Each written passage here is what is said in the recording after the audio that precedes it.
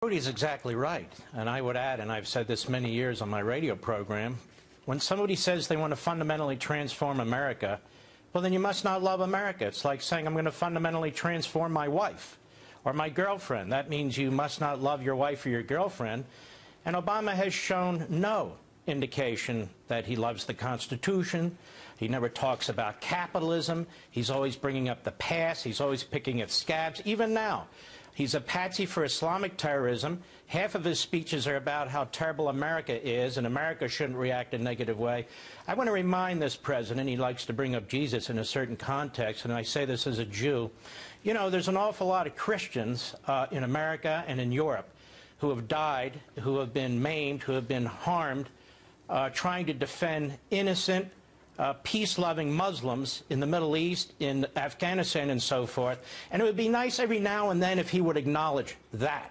And I would also say this man is the most preposterous and absurd president, maybe modern American history, maybe any time in American history.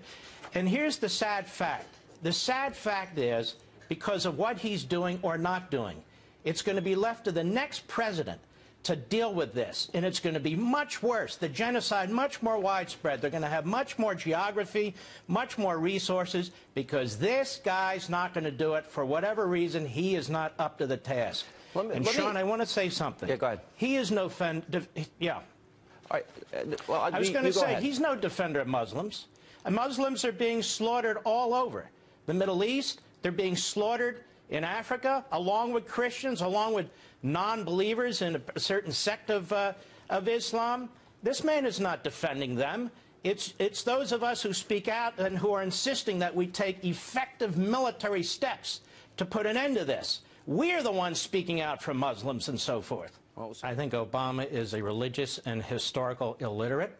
I think he really does have contempt for this country. He has contempt for our military. He's demonstrated that, and Rudy's exactly right, and you had mentioned this early on. Who did he hang out with? He hung out with this guy Khalidi, who was a mouthpiece for Arafat. He hung out with Dorn and Ayers. Who are they? Domestic terrorists. I can go down the list. He's exactly right, Rudy. His great mentor was a well-known Soviet communist sympathizer in Hawaii. His father, the same thing. And so this is who indoctrinated Obama. He doesn't think like us. He doesn't react the way we do. But I do want to do one thing to remind people what we're really talking about here. Obama, as I said, is a patsy for Islamic terrorism, the way Chamberlain was a patsy for the Third Reich. And this won't take long. I want to just a couple of sentences from Anne Frank's diary.